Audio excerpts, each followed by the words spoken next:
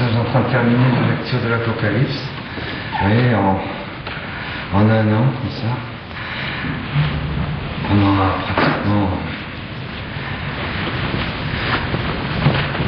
lu ensemble et écouté ensemble ce dévoilement de la lumière de Dieu, de la miséricorde de Dieu, de la gloire de Dieu dans l'histoire du monde. Donc c'est bien que votre oui soit oui, que votre non soit non. L'Apocalypse, c'est un résumé de l'Apocalypse. Notre oui, c'est la Jérusalem céleste. Et le non, c'est la cité. C'est la cité de Babylone. Non à Babylone, et oui à la Jérusalem céleste. Là, c'est bien, à chaque respiration en fait. Oh oui, oh oui, à la Jérusalem céleste, et puis non à la cité de Babylone. C'est facile finalement.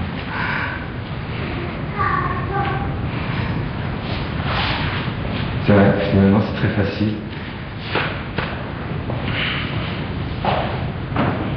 Et le oui, c'est Marie. C'est Marie qui dit oui. Et la plénitude, l'énergie glorieuse et éternelle du oui de Marie, c'est l'Esprit Saint. Marie dit toujours oui. La Jérusalem céleste, c'est cet accomplissement glorieux, l'énergie,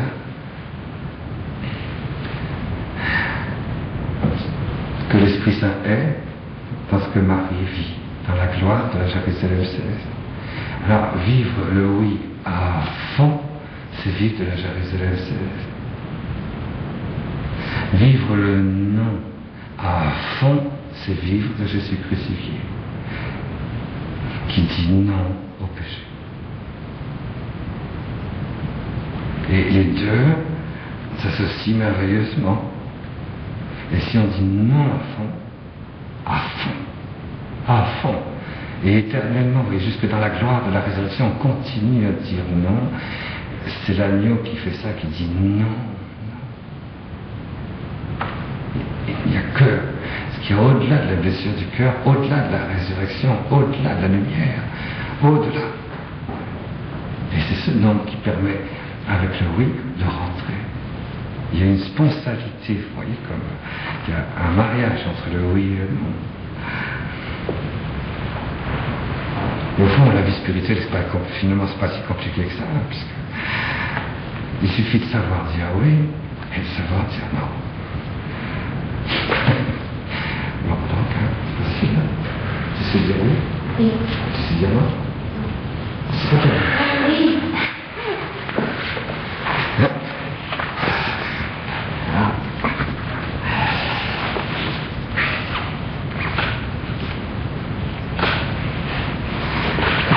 Nous allons continuer et nous étions arrivés au chapitre 22 la dernière fois. Nous avions fait, sauf erreur, les deux premiers versets. Il nous en reste quand même quelques-uns. Je sais pas. L'ange me montra le fleuve de vie, limpide comme du cristal, qui jaillissait du trône de Dieu et de l'agneau au milieu de la place. Au milieu de la place. De part et d'autre du fleuve, il y a des arbres de vie qui fructifient 12 fois. Une fois chaque mois. Et leurs feuilles peuvent guérir les baïlas. De malédiction, là, tout ça on l'avait vu, donc je ne reviens pas. Je ne reviens pas dessus. De malédiction, vous voyez, il n'y en aura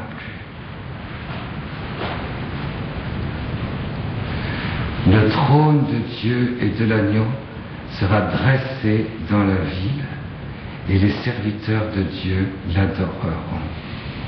Ils verront son visage, et son nom sera écrit sur leur front. De nuit, il n'y en aura plus. Ils se passeront de lampes ou de soleil pour s'éclairer, car le Seigneur Dieu répandra sur eux sa lumière, et ils régneront pour les siècles des siècles. Alors je tiens simplement à vous signaler une chose. C'est que vous verrez dans vos Bibles, qu'il y a des notes en dessous. Votre Bible de Jérusalem, dans votre Bible d'Ostie, dans votre Bible de Chouraki, dans votre Bible. Vous verrez qu'il y a des notes. Et vous verrez, ils vont dire, vous savez, l'Apocalypse a été écrit en 2 fois.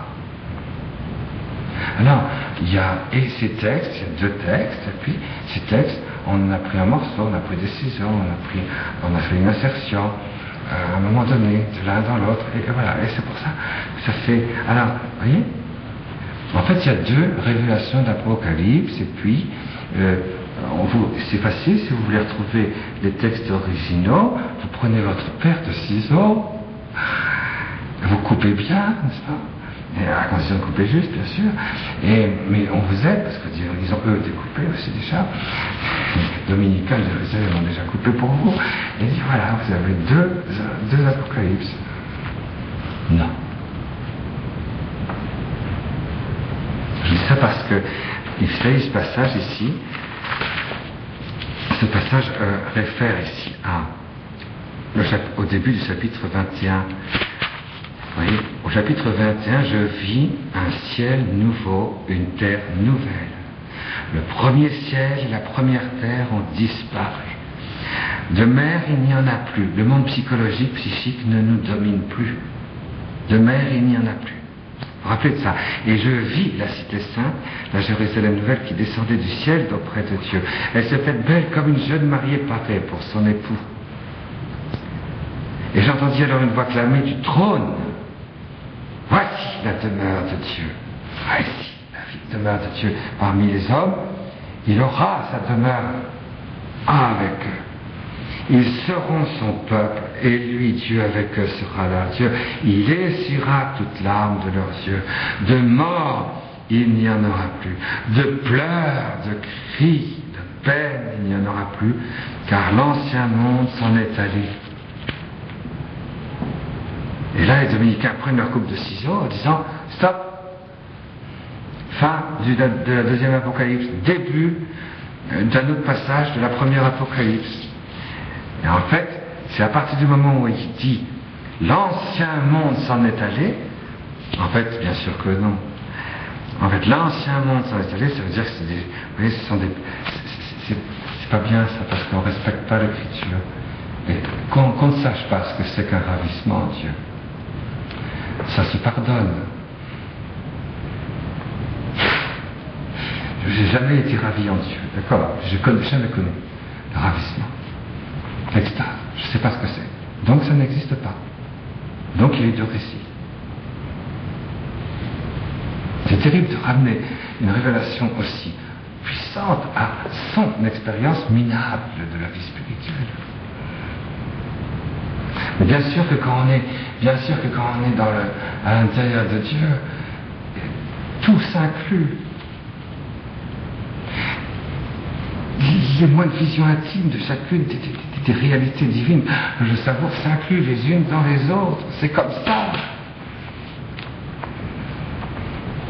Bien c'est sûr, l'ancien monde s'en est allé, et vous, apparition de la Jérusalem céleste, avec ces 12 portes, ces 12 perles, ces miroiteries d'émeraude, de jaspe, de chrysolite, de saphir, etc., vous voyez, d'or, de diamant. Et l'ancien monde s'en est allé, effectivement. Et après, on continue, une fois que, voilà, et du milieu de la cité, un fleuve d'eau vive qui sort, puis de part en part, ce fleuve d'eau vive, ça fait fleurir, puis il y a des feuilles qui guérissent le corps spirituel. On avait terminé comme ça la dernière fois. Et là, ça y est, l'ancien monde s'en est allé, il n'y a plus, et on continue. De malédiction, il n'y en aura plus. Mais ce n'est pas une seconde vision. C'est ce qu'on appelle, vous voyez, dans le ravissement à l'intérieur de Dieu, vous passez de l'intimité vivante, limpide, visible, de Dieu, le Verbe, à l'intimité, à la connaissance, j'allais dire, intense de ce que vit profondément, substantiellement, le Père quand il l'engendre. Et à la passivité substantielle du Saint-Esprit, dans les profondeurs de cette passivité substantielle, intime et personnelle. C'est les trois en même temps, même si les trois sont complètement distinctes dans notre vie surnaturelle, dans notre contemplation, dans notre ravissement. Alors, bien sûr, je sais bien que nous, on prie, aujourd'hui, notre prière est tellement nulle, quoi. Vous comprenez qu'on n'arrive pas, j'allais dire, à la cheville de la prière de l'enfant du XIIIe siècle. Vous savez, on voit des gens qui sont chrétiens, branchés, catholiques, pratiquants, actifs, merveilleux, etc., ils ne sont même pas arrivés à la première demeure de Sainte Thérèse d'Avila. Même pas à la première demeure. Vous vous rendez compte? Mais moi, c'est terrible. Non! Il faut dire non. Non. C'est Dieu qui... C'est terrible, vous voyez? Il faut faire oraison, bien sûr. Il faut quand même que le Seigneur puisse nous emporter de l'intérieur, en nous laissant du dedans de nous-mêmes à l'intérieur de nous-mêmes, dans l'intérieur de lui-même, et aussi on n'est pas protestant, vous comprenez? Ah oui, on croit, mais on n'aura jamais rien, vous voyez? On ne verra jamais rien. Pardon. L'Apocalypse, c'est justement la preuve du contraire. Parce que si Luther avait raison, vous voyez, et bien Saint Jean n'aurait rien vu. N'aurait rien compris. Justement, on voit qu'il a tout vu et tout compris. C'est pas extraordinaire, ça?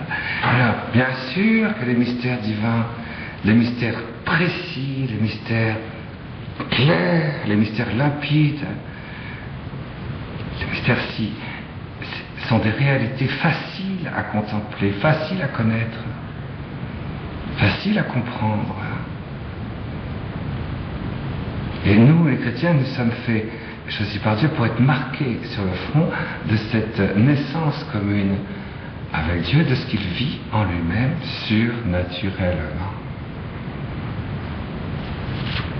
C'est une petite remarque, c'est pour qu'on soit guéri à tout jamais de toutes les notes de bas de page. Ça a vraiment guéri ça. Parce que vous voyez, la paire de ciseaux, ça va pas. Voilà, moi, comment est-ce que vous lisez la Bible, mon père? Ah, j'ai une paire de ciseaux formidable. Laquelle choisissez-vous? Ah, moi, je choisis la paire de ciseaux de du père Grelot. Ah, très bien. Et vous? Ah, moi, je prends la paire de ciseaux de Bultmann. Ah, très bien. Oh, non, moi, je préfère la paire de ciseaux de Karl Barth.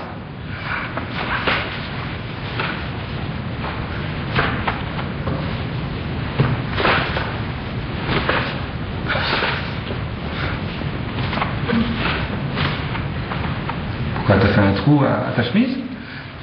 Prends un fil et une aiguille. Et puis la Bible, c'est autre chose, vous comprenez? C'est quelque chose qui t'inscrit dans la grâce surnaturelle. Et vous voyez, ça c'est beau, ça, c'est beau. Ah, bien sûr, l'ancien monde s'en est allé. Alors, ça y est, la Jérusalem céleste est montrée. Et c'était beau de voir cette espèce d'évocation que la Jérusalem céleste elle est montrée dans la disparition du monde ancien, dans l'apparition du monde nouveau, dans la proclamation des noces de l'agneau. Qu'il y a une unité qui se fait, une ouverture des portes qui se fait. Il y a 12 portes qui s'ouvrent avec une seule porte, une seule perle. C'est extraordinaire, n'empêche ça. C'est fantastique, c'est vraiment extraordinaire, c'est trop beau, c'est tellement vrai, ça correspond tellement à ce que nous vivons. C'est exactement ça que nous vivons. C'est tellement ça, quoi. Oh, c'est beau. Et on voit effectivement qu'à un moment donné, les portes s'ouvrent, les portes s'ouvrent, les portes s'ouvrent. On avait évoqué, si vous voulez, rapidement les portes, vous voyez, de la Jérusalem. les 5 Jérusalem, et la dernière fois, hein, justement à propos des fleuves d'eau vive, qui sortent comme ça, avec l'arbre de vie qui produit le corps spirituel, les feuilles. Hein? Les feuilles, c'est pas le fruit. Hein.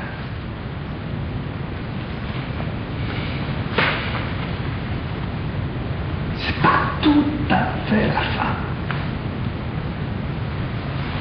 On y est, si vous voulez, pas tout à fait. Alors, il y a toutes ces Jérusalem, bien sûr qu'il y a la Jérusalem de la terre, bien sûr qu'il y a la Jérusalem nouvelle de la grâce sanctifiante, la Jérusalem messianique, bien sûr qu'il y a la Jérusalem spirituelle.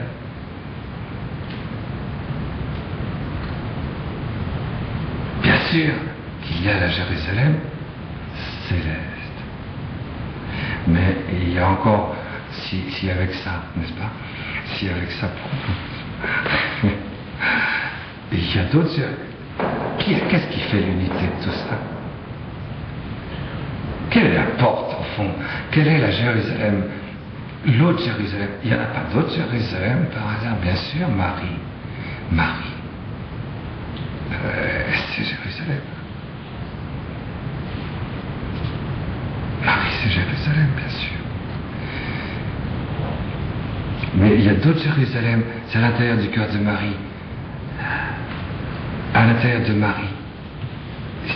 Quand vous rentrez à l'intérieur de Marie, que vous êtes entièrement transformé en elle, vous allez voir la vastitude qu'il y a à l'intérieur d'elle, c'est incroyable. Et c'est affolant. Et l'intensité du Saint-Esprit qui est là. C'est affolant quand vous êtes entièrement pris par ça. Vous voyez bien que vous êtes tout à fait, j'allais dire, au cœur du rassemblement, si je puis dire, concret de la très sainte Trinité elle-même. Alors du coup, à l'intérieur de Marie, il y a cette espèce d'invasion de la gloire angélique. Et c'est une autre Jérusalem encore que le miracle des 3 éléments dans le cœur de Marie. Vous avez aussi la Jérusalem du paradis, dont parlent les midrash de Moïse.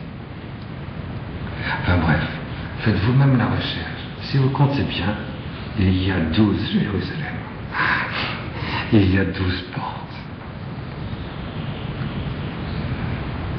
Et qui sont vraiment des Jérusalem, vous voyez, c'est pas pour jouer, je dis ça. C'est pas pour jouer. Vous voyez, quand on dit il faut aimer l'Église, bien sûr qu'il faut aimer l'Église. Mais est-ce que tu aimes l'œil sans aimer la main? Est-ce que tu aimes quelqu'un uniquement à cause de son œil? Ah, moi je l'aime beaucoup parce que, je sais pas moi, parce que cette personne a une voix formidable. Bon, tu l'aimes parce qu'elle a une voix formidable, mais c'est la personne que tu aimes. Voyez. Donc quand on dit j'aime l'Église, je dois l'aimer tout entière. C'est ça que ça veut dire, ce passage 21 de l'Apocalypse. Je dois l'aimer 3 fois 7, je dois l'aimer 3, donc fois 7 totalement, tout entière. 21. Ouais, je dois aimer vraiment l'Église tout entière. Et donc l'Église n'est elle-même que quand elle est tout entière. Et il y a nous, quand on fait partie de l'Église, vous voyez, il faut qu'on sente ça. Ça, c'est un message de l'Apocalypse qui est très utile, moi je trouve personnellement. Parce qu'on se dit c'est beau la Jérusalem céleste, d'accord, mais vous voyez, il y a 12 portes et il y a une seule perle pour chacune de ces portes, chaque fois c'est la même perle. C'est extraordinaire ça. Donc quand je rentre dans l'Église, je rentre dans les 12 autres, dans les 11 autres. Voyez, quand je rentre dans l'Église, je rentre dans la Jérusalem spirituelle. Quand je prie, par exemple, vous voyez, je fais oraison. Je prie de notre Père, par exemple, vous voyez, je prie de notre Père. Ben, quel est celui d'entre nous qui n'a pas compris que quand je dis notre Père, j'intègre à l'intérieur de moi comme une espèce d'invasion et je me laisse entièrement prendre par Jésus. Et à l'intérieur de Jésus, je me laisse envahir par ce qu'il y a de plus beau dans son centre, c'est-à-dire son intimité divine. Il est Dieu lui-même. Et Dieu lui-même, dans son intimité divine, dit notre Père. Parce que la première personne de notre intimité, c'est le Père. Qui ne sait pas ça? Que l'union hypostatique est la porte de l'Église. C'est une des 12 portes. Qui ne sait pas que quand je prie, je rentre dans la grâce sanctifiante. Cette grâce sanctifiante, c'est une goutte dans l'océan de la plénitude de grâce. Que, donc, de là, je rentre dans l'Immaculée Conception. C'est l'Immaculée Conception qui va dire notre Père avec tous ceux qui ne le disent pas. Qui ne le sait pas, ça? Qui ne sait pas que si je dis notre Père, il faut que je dise mon notre Père, avec, bien sûr, l'Église tout entière, répandue sur toute la surface de la terre. Et j'intègre à l'intérieur de moi les petites enfants, les trésors d'humilité qui sont répandus là, que personne ne voit, mais que Dieu voit, et je les intègre, cette humilité parfaite dans laquelle ils sont, et qui ne se connaissent pas eux-mêmes. Ces centaines de milliers, ou ces dizaines de milliers, peu importe, et, sans compter tous les autres, avec leur profonde fidélité, si je puis dire. Ils n'ont pas des seins aussi extraordinairement cachés. J'intègre et je cours derrière cet océan d'humilité de ceux qui sont dans l'Église catholique, dans l'Église apostolique et dans la grâce chrétienne, dans le fruit des sacrements. Je les épouse et je cours derrière le cheval ardent de leur prière. Qui ne sait pas ça? Quel est le chrétien qui ne sait pas ça? Vous voyez? Et je pourrais faire ça avec toutes les... Bien sûr que je rentre dans la communion des saints. Bien sûr, je rentre dans la Jérusalem spirituelle. Il y a une intégration, vous voyez, il y a une intégration. Je rentre dans la Jérusalem angélique, mais la Jérusalem angélique, je suis d'accord que la Jérusalem angélique, elle passe quand même par la royauté, hein, la royauté glorieuse de Dieu, comme je vous l'ai expliqué tout à l'heure. En Marie, par exemple, en particulier. Je passe par la Jérusalem céleste, je passe par la Sainte Famille, je passe par la résurrection du corps de Jésus, de Marie et Joseph, je m'engloutis physiquement dans ce qui anime glorieusement le corps physique ressuscité en une seule résurrection, Jésus, Marie et Joseph, en m'engloutissant délicieusement à l'intérieur de cette résurrection. Et de là, je dis notre Père avec eux. Et à un moment donné, le Saint-Esprit me prend et m'emporte dans l'unité de toutes les Jérusalem. Alors, le jour où cette prise se fait, je fais partie de l'Église.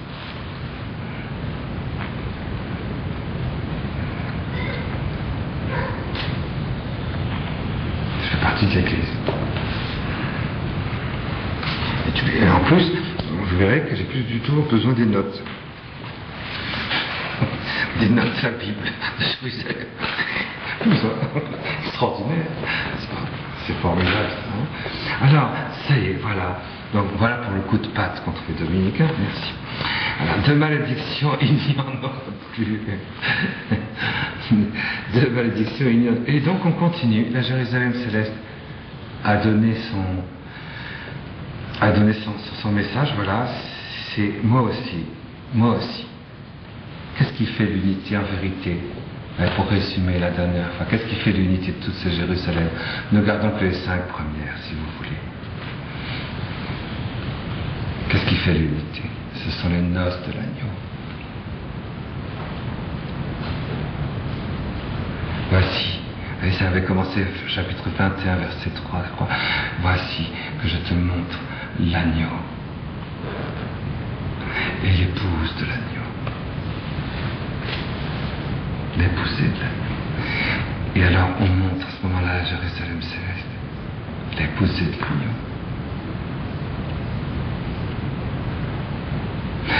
C'est les noces de l'agneau. Ah, vous voyez ce 12e là? C'est pas beau?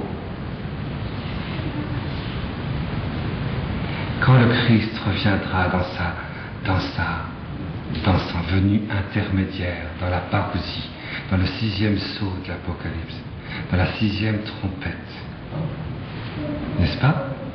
Au moment où Élie, les 2 témoins du chapitre 11, sont emportés à travers les airs à la rencontre du Seigneur, après la première résurrection, et bien avant la résurrection universelle. Quand nous qui serons encore vivants, nous serons emportés avec eux à travers les airs, nous allons à la rencontre du Seigneur sur cette terre, pas au ciel de la vision béatifique. C'est pas la Jérusalem céleste, les noces de l'agneau. Et avec lui, nous allons célébrer les noces de l'agneau. Ce fameux symboliquement exprimé règne de 1000 ans. Ce règne de 1000 ans. La messe, voyez, la messe terrestre de Jésus glorieux, avec tous ceux qui ont été jusqu'au bout du mariage spirituel, tous ceux qui ont accepté de rentrer dans le ravissement surnaturel de l'oraison, qui ont été jusqu'au bout du fruit des sacrements. Alors il n'y a plus que Marie, il n'y a plus que l'ensemble des hommes. On touche chaque être humain là, dans l'arbre de vie de notre corps spirituel. Chaque être humain est enraciné en nous, physiquement, lumineusement, consciemment. Voilà, tous ceux qui ont été jusqu'au mariage spirituel, jusqu'à la 7e demeure, sont emportés. Les autres, ils seront purifiés. Ils vont rester. Un sera pris, l'autre laissé. C'est pas la fin du monde. Hein. Ces noces de l'agneau, ce sont ces noces de l'agneau qui vont faire ce ciment, cette ouverture lumineuse, cette vision de la Jérusalem glorieuse dans la Jérusalem spirituelle. Cette fissure extraordinaire entre la Jérusalem nouvelle, qui est celle des saints de la terre et des témoins de notre Seigneur Jésus-Christ, avec la Jérusalem spirituelle, séparée par cette couche terrible, de la compression invraisemblable, intransperçable, de la contrainte de l'Antichrist et de l'esprit du monde et de toutes les puissances des ténèbres. Ça produira d'ailleurs une nuit totale, même sur le monde physique. Ça sera percé. Tous les liens, toutes les portes vont s'ouvrir ensemble. C'est ça, chapitre 21 de l'Apocalypse. Le monde ancien, il n'y en aura plus.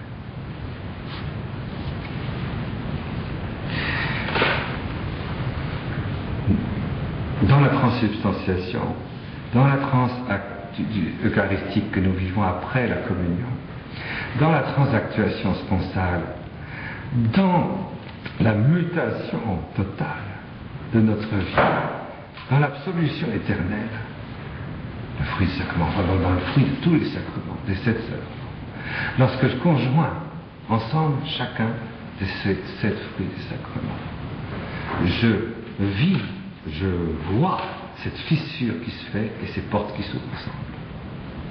Et je peux pénétrer librement, allègrement, comme la colombe, sans fil à la patte, dans la Jérusalem spirituelle.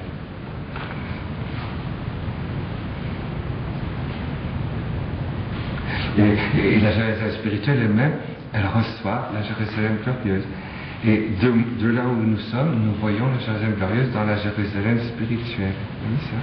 Et nous vivons par anticipation, par appropriation, et par puissance, et par vision, et par connaissance, et par union, les noces de l'agneau.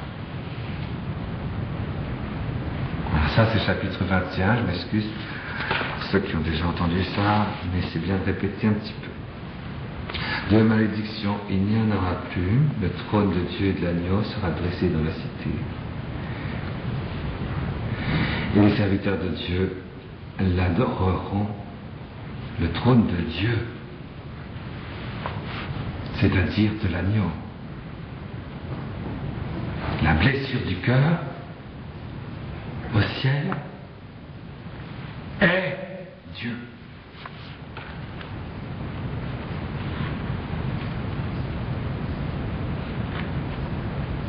Ça, c'est très important, ça.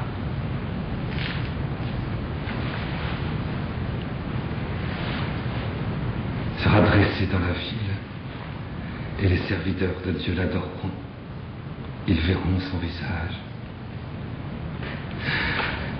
Et son nom, sa présence vivante, sera écrit sur leur front.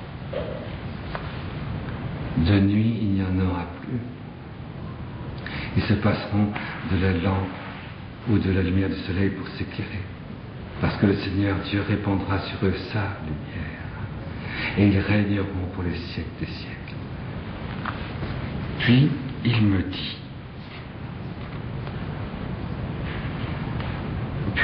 dit, ces paroles sont certaines et véritables. C'est qui lui dit ça à Saint Jean? Vous vous rappelez, hein? Alors là, pareil, il faut prendre la paire de ciseaux peut-être.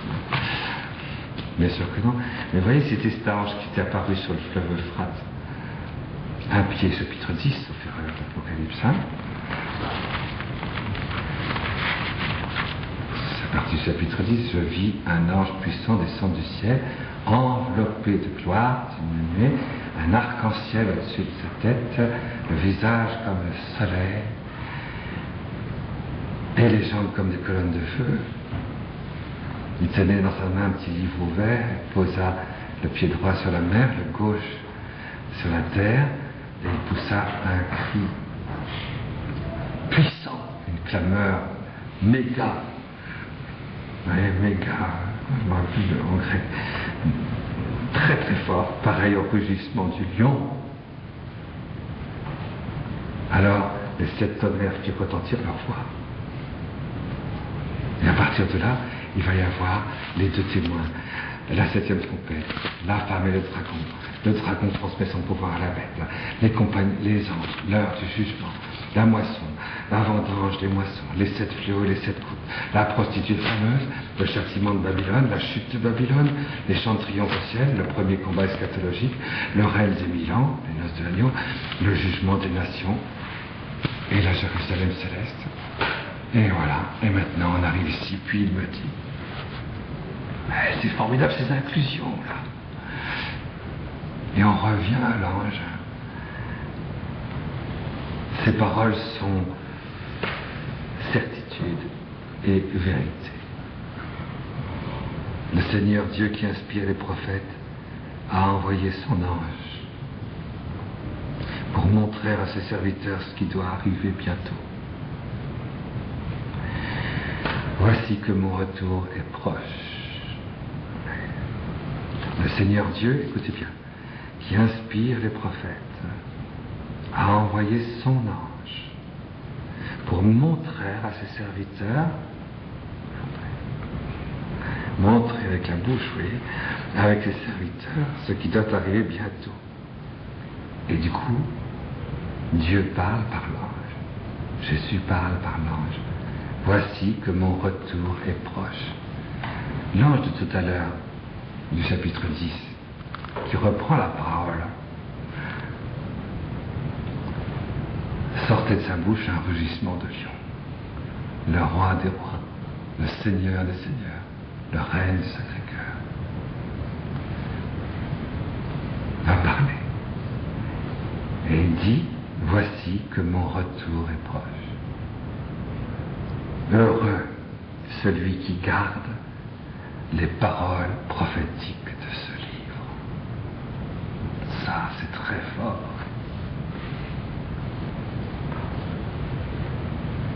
Nous avons entendu pendant 1 an le refrain de l'Apocalypse. Heureux celui qui lit.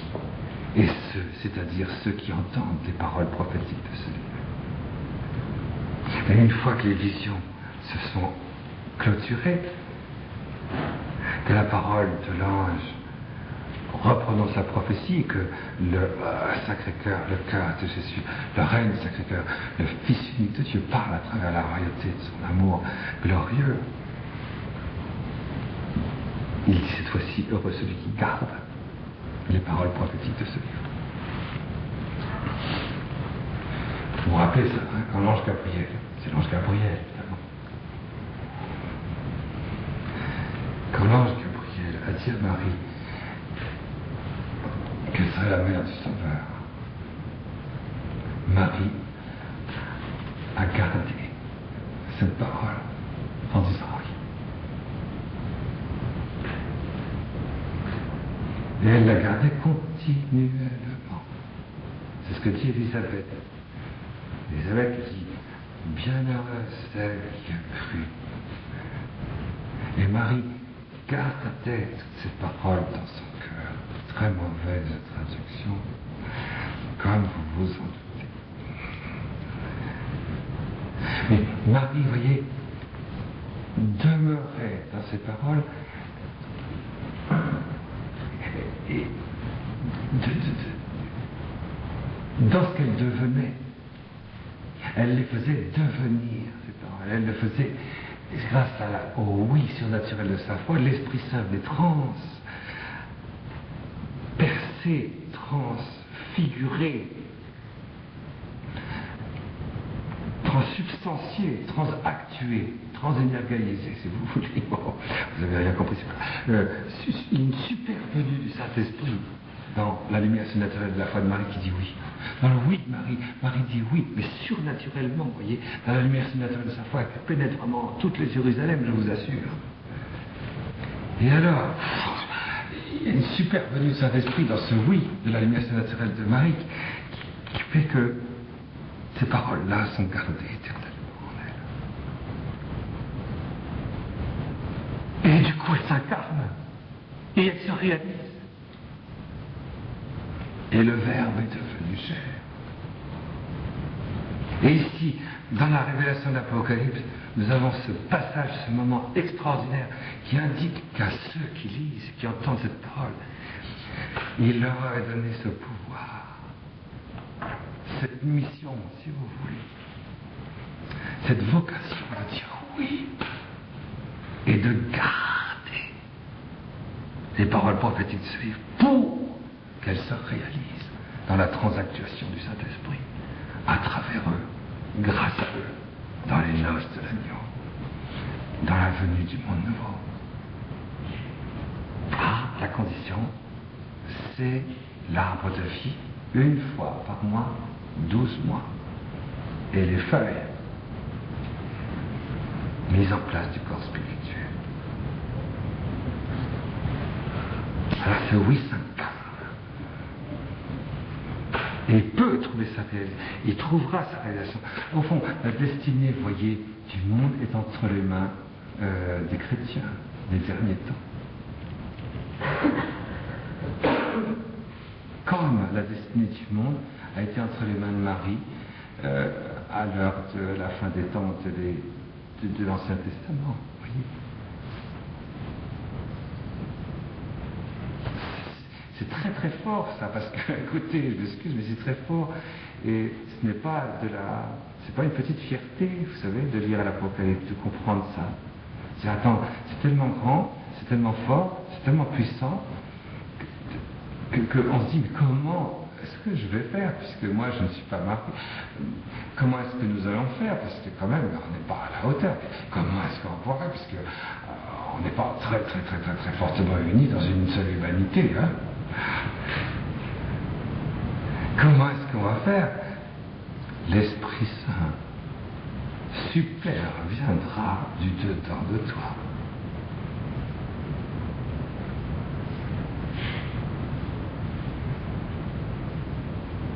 Supervenue du Saint-Esprit, du dedans de la lumière surnaturelle de la foi, qui s'épanouit à l'intérieur de ton intellect agent, de ton oraison, dans l'unité de toutes les Jérusalem spirituelles et chrétiennes et messianiques. Plus simple, tu meurs. Il suffit de dire oui. Marie a dit oui. Vous voyez que l'Apocalypse est un livre de Marie.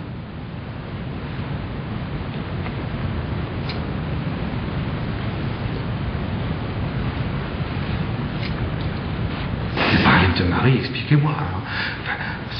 Écrivez-nous. Quelqu'un estime c'est pas un livre de Marie, qui nous écrit, parce que là, vraiment, ou alors sans ciseaux, hein.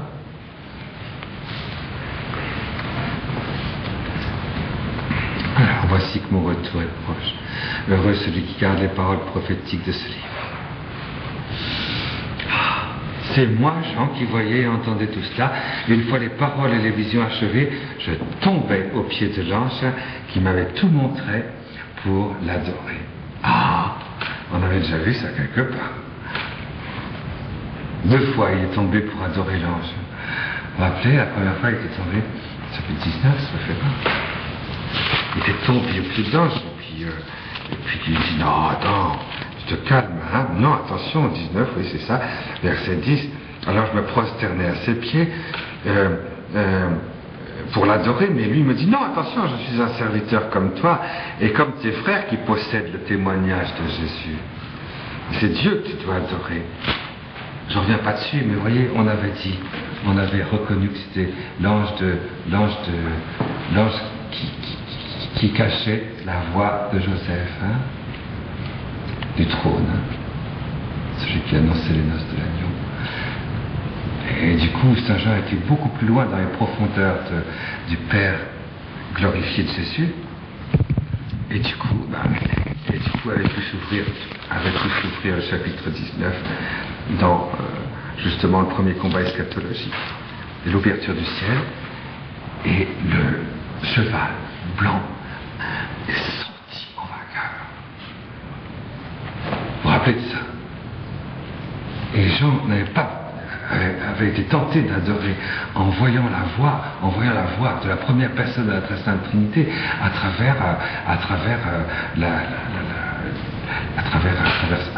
Saint Joseph, quoi.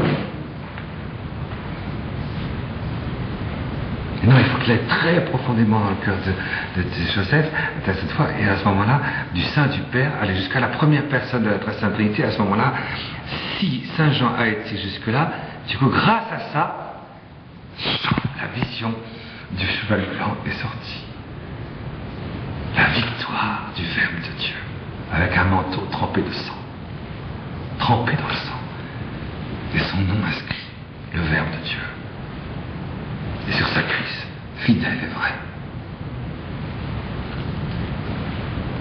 Et là, vous voyez ici, cette fois-ci, moi, Jean qui voyais, entendait tout cela, une fois les paroles et les visions achevées, je tombais au pied de l'ange qui m'avait tout montré cette fois-ci.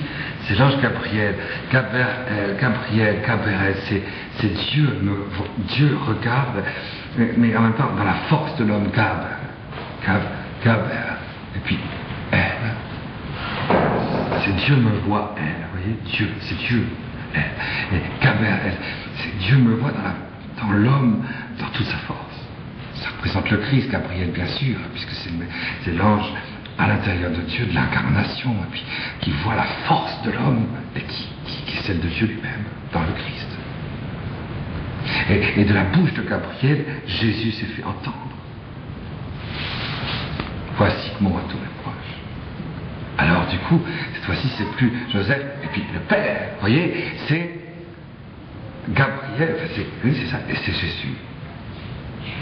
Et là, à nouveau, il adore.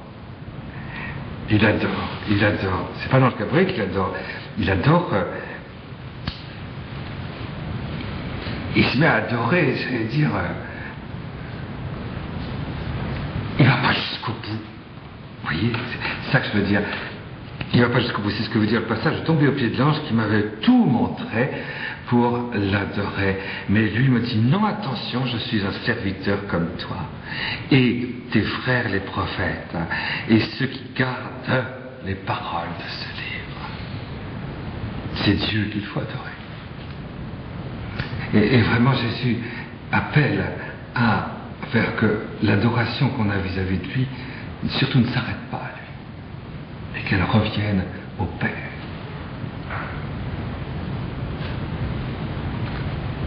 C'est extraordinaire, n'empêche ça, hein. Ça a l'air de rien, mais c'est très beau. Il me dit encore, vous voyez, quand on adore Jésus dans le Saint-Sacrement, par exemple, Il y a certains prêtres qui me disent qu'il ne faut pas adorer le Saint-Sacrement. C'est une espèce de... C'est pas très pédagogique du point de vue théologal. C'est pas très pédagogique.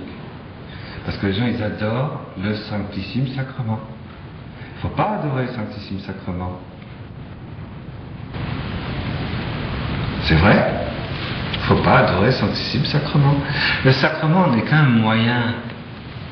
Mais je me sers du Sanctissime Sacrement pour être catapulté à l'intérieur de la transsubstantiation qui se trouve à l'intérieur du Sanctissime Sacrement, et qu'une fois que je suis englouti, fondu dans la transsubstantiation qu'il y a à l'intérieur du Sanctissime Sacrement, je rejoins l'unique transsubstantiation qui est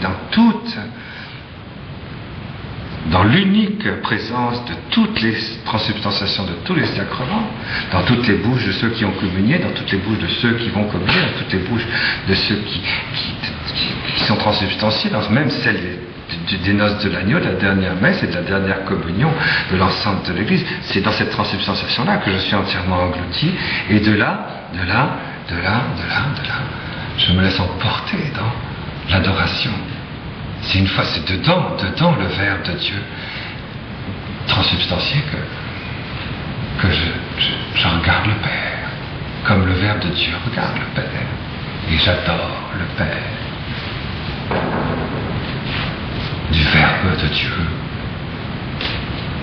C'est-à-dire, je ne dépends que du Père, parce que le Verbe de Dieu ne dépend que du Père. On est passé par les noces de l'agneau. Alors à ce moment-là, comme on est passé par les noces de l'agneau, notre centre de gravité est plus que le fruit des sacrements pour l'adoration.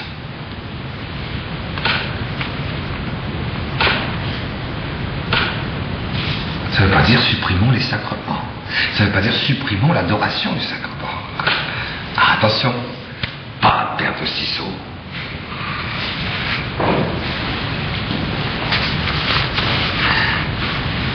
C'est moi, Jean. Pardon. Il me dit encore, ne tiens pas secrètes les paroles prophétiques de ce livre, car le temps est proche, que le pécheur pêche encore, et que l'homme souillé se souille encore, que l'homme de bien vive encore dans le bien, et que le saint se sanctifie encore et encore.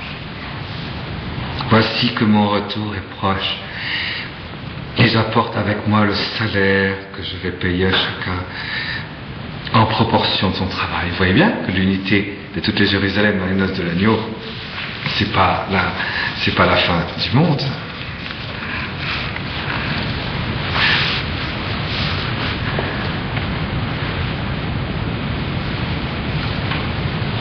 En proportion de son travail.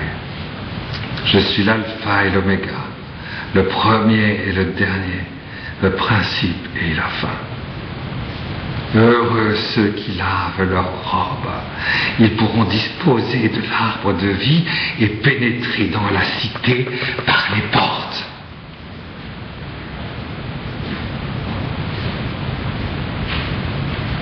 Voyez, finalement je ne me suis pas trompé tout à l'heure. Oui, c'est ça. Oui, c'est bien ça. Je répète, heureux ceux qui lavent leurs robes, ils pourront disposer de l'arbre de vie et pénétrer dans la cité par les portes. Ça alors, l'arbre de vie. Vous voyez cette espèce d'extraordinaire réponse au Shikutsin, mes chemins. L'arbre de vie. Cette fameuse réponse à l'ultime arrogance dernière de l'humanité luciférienne, qui a consacré sa destruction définitive en tant qu'humanité le 8 mars dernier. 8 mars 2005. Cette réponse, vous voyez, elle est pour nous, vous voyez ça, on ne peut pas dire, hein, c'est nous qui recevons cette réponse-là, en plein visage, en plein cœur, au milieu, ça veut dire, de la Christophanie, de toutes les particules de la présence réelle, de la transubstantiation dans chacune de nos cellules vivantes, où la paternité de Dieu se rend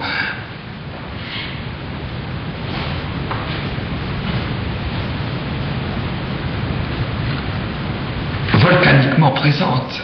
Oui. C'est un sens à ce moment-là de notre corps originel qui est très fort et qui fait que qui fait qu'on retrouve. Et la parousie j'allais dire, va concevoir ça dans notre corps originel, cette transplantation de toutes nos cellules vivantes, comme la terre de l'arbre de vie. Des milliards de fois. Et pour que nous soyons justement en contact, cette fois-ci physique maintenant, pas seulement mystique et surnaturel, mais physique dans la transformation surnaturelle, avec l'arbre de vie qui irrigue tous les corps humains inscrits sur le livre de vie. Et les portes à ce moment-là toutes les portes mariales sont ouvertes. Toutes les portes mariales sont ouvertes, toutes les portes de l'Immaculée sont ouvertes, toutes les portes de la spontanéité glorieuse du Saint-Esprit, qui est l'acte que l'Immaculée Conception est en puissance, sont ouvertes, toutes. Oui.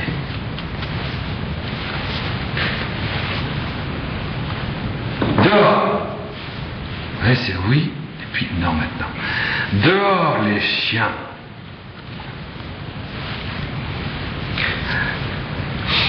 Hein?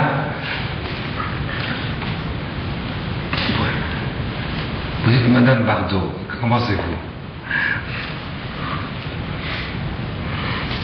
Dehors les chiens, les sorciers, les impurs, les assassins, les idolâtres et tous ceux qui se plaisent à faire le mal.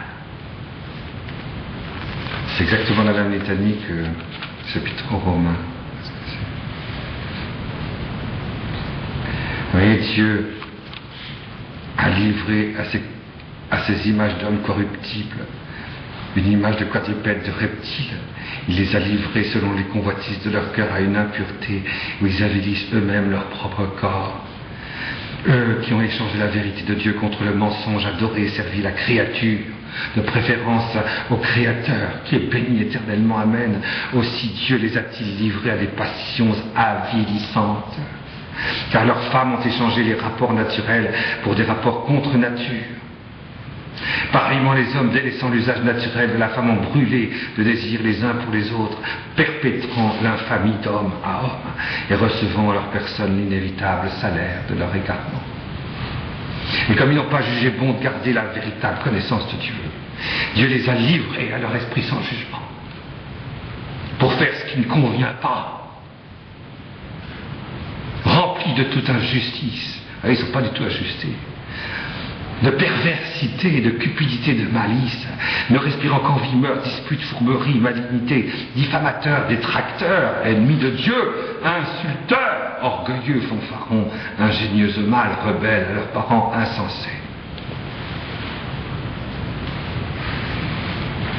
Déloyaux, sans cœur, sans pitié, connaissant bien pourtant le verdict de Dieu qui déclare digne de mort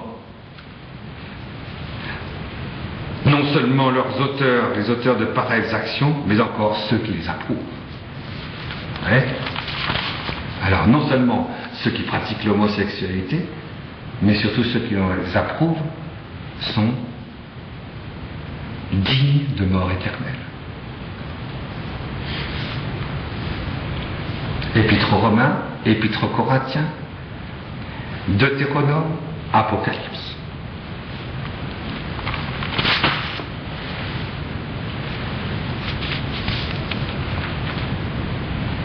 Je dis ça parce qu'on parle beaucoup de non-discrimination aujourd'hui. Hein.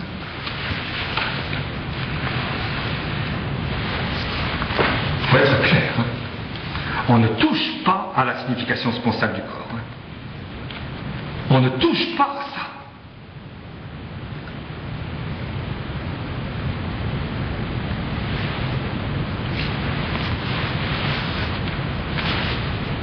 On ne touche pas à l'abomination de la désolation. Et on ne doit pas l'approuver. Hein.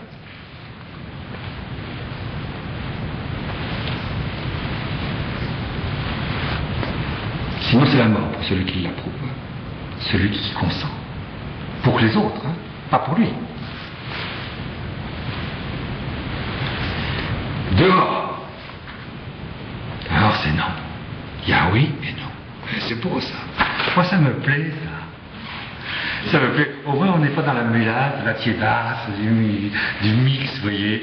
Vous mélangez le vomi avec du vomi ignoble, les plus ignobles, hein, avec les liqueurs les plus délicates. La non-discrimination.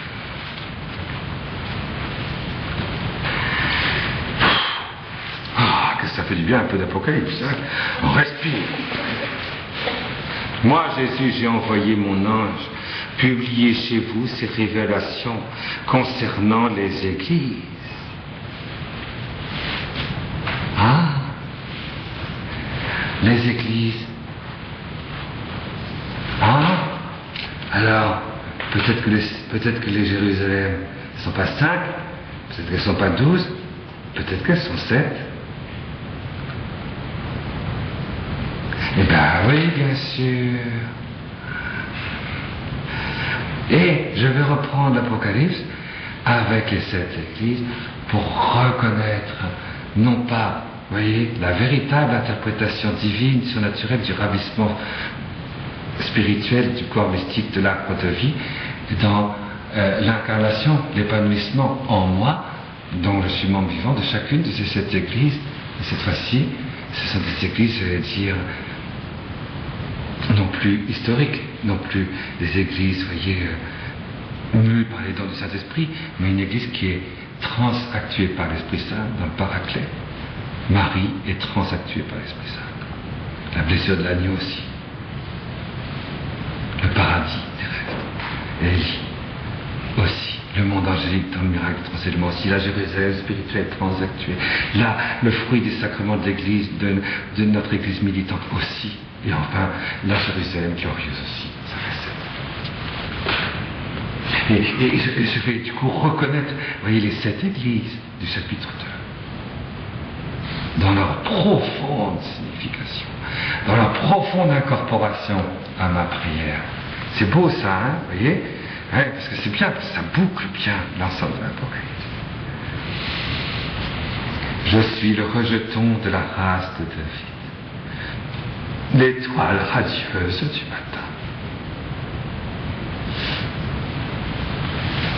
Beaucoup à dire, bien sûr. L'esprit et l'épouse disent viens.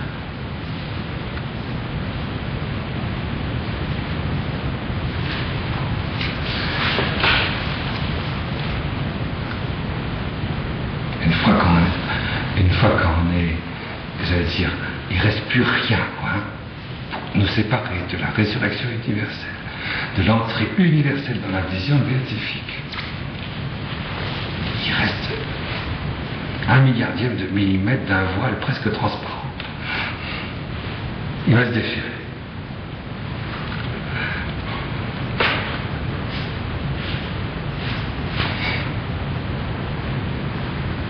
Et il y a cette parole qui, où nous le savons très bien, et c'est des paroles les plus fortes, pour ne pas dire la plus forte de toute l'Apocalypse. Elle est ici, hein, l'esprit et l'épouse disent viens. Ça c'est quand même extraordinaire. Et juste avant, je suis le rejeton de la race de David, l'étoile radieuse du matin. Je suis. Ayez. Ayez. Dans sa main droite, il y avait l'étoile radieuse parfaite. De cette étoile. Et le rejeton du fils de David, le rejeton de la race de David. Le je suis a pris possession du rejeton de la race de David. D'après l'évangile de Saint Luc et l'évangile de Saint Matthieu, c'est Joseph, hein, le rejeton de la race de David. La personne même de Dieu a pris possession de l'étoile radieuse du matin, dans l'Esprit Saint.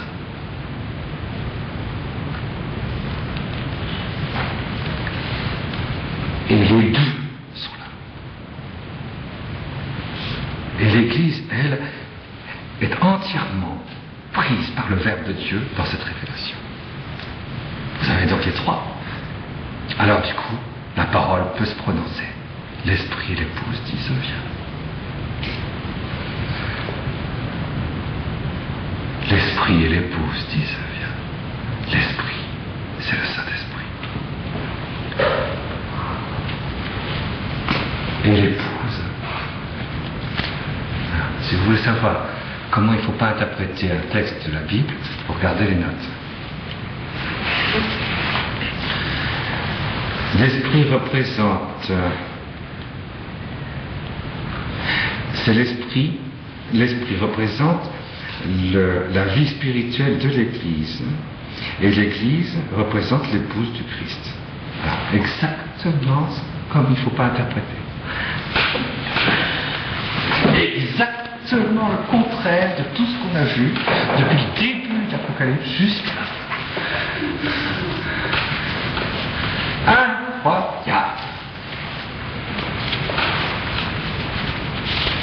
Incroyable. L'Esprit, c'est le Saint-Esprit, troisième personne de la très sainte Trinité. L'épouse, deuxième personne de la très sainte Trinité.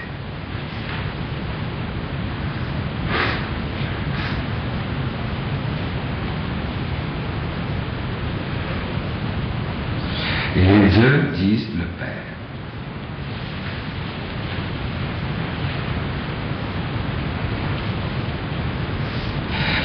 Peut-être que je suis d'accord que la traduction vient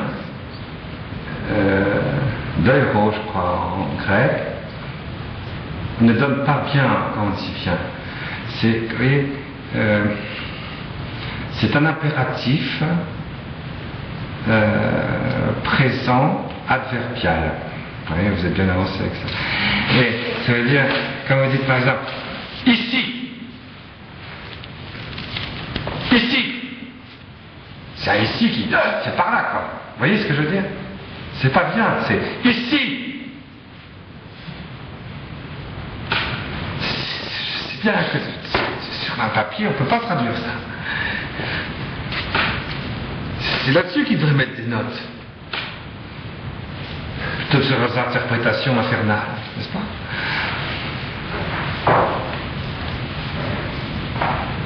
L'impudique. Leurs interprétations, c'est impudique. Et ceux qui y consentent. Quand même, il ne faut pas abaisser le texte d'Apocalypse, tout de même. Non. Ici, l'Esprit et l'épouse, donc la troisième personne de la Très Sainte Trinité, et l'épouse, la deuxième personne de la Très Sainte Trinité, disent ici.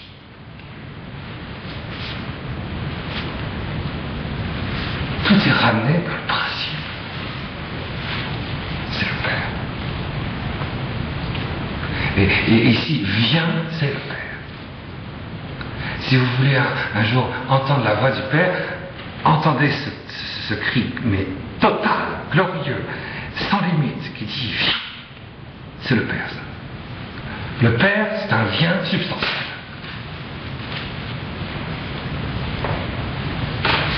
C'est l'époux qui dit à son épouse viens. C'est l'époux, le Père, Dieu, qui dit à Dieu le Fils, à son intériorité vivante, viens. Comme un époux dit à son épouse qui émane de lui, viens ici.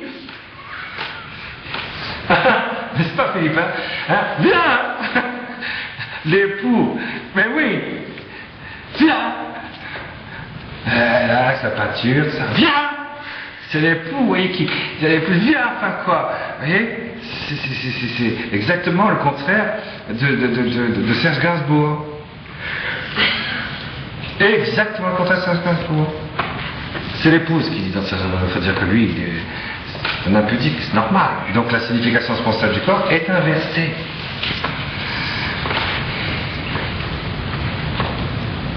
Vous savez que de temps en temps, il faudrait peut-être un petit peu respirer, un petit peu un peu mieux, n'est-ce pas? Viens, et que, alors, l'esprit et l'épouse, c'est quand même extraordinaire, c'est cette unité du Saint-Esprit et de l'épouse, du Verbe de Dieu, qui se manifeste là, à la fin de l'Apocalypse. Mais oui, parce que jusqu'alors, c'est l'unité de l'époux et de l'épouse qui s'était manifestée, ou si vous préférez, les deux premières personnes de la très sainte Trinité, qui, demeurant l'une dans l'autre, expirant l'une dans l'autre, produisaient l'Esprit Saint.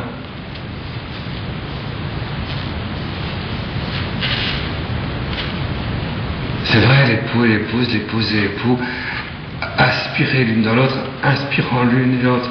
Cette conspiration, cette spiration active, ce don d'amour d'une femme, sont perdus. Et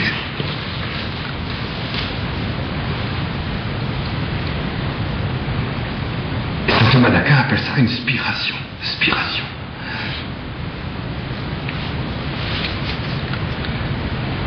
Et cette spiration, c'est l'Esprit Saint. Saint-Esprit, et l'unité du Père et du Fils, l'unité de l'époux et de l'épouse. Du dedans, c'est l'Esprit Saint. On était habitué à ça. Et du départ de l'Apocalypse, si je puis dire, c'est l'unité de deux personnes de la très sainte Trinité qui ouvraient les portes de l'Apocalypse. Et les portes de l'Apocalypse vont se fermer, si je puis dire, l'oméga de l'Apocalypse, par la communion de deux personnes de la très sainte Trinité, le Saint-Esprit et le Verbe. Ça c'est beau, ça. Ça c'est beau. Oh que c'est beau, ça. C'est pas seulement beau intellectuellement, parce que vous voyez, intellectuellement je m'en fiche complètement. Hein. Mais complètement. Hein. Je peux vous dire, intellectuellement, je m'en fiche complètement. C'est vrai, la gymnastique mathématique de la très sainte Trinité dans l'unité, c'est admirable. Oui, mais je m'en fiche. C'est pas la gymnastique mathématique qui m'intéresse, évidemment. C'est quelque chose de très très fort, ça. De très fort. Et qui est la signature de Saint Jean. Ça, c'est la signature de Saint Jean, de la vocation joannique, de la vocation mariale. L'Esprit Saint est le Verbe de Dieu. Vous savez, dans la très sainte Trinité, avant la création du monde, le Saint-Esprit n'est l'épouse et l'époux de personne. Il est le fruit de la communion de l'époux et de l'épouse. Mais dans le Vien, dans le Père, il trouve l'Immaculée Conception, qui est la mère du Verbe, qui est la mère de l'épouse.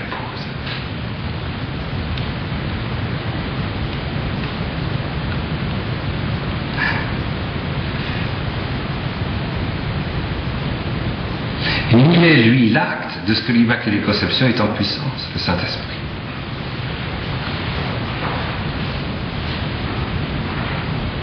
On y trouve dans celle dont il est l'acte, l'Energeia, la source de l'épouse, du Père.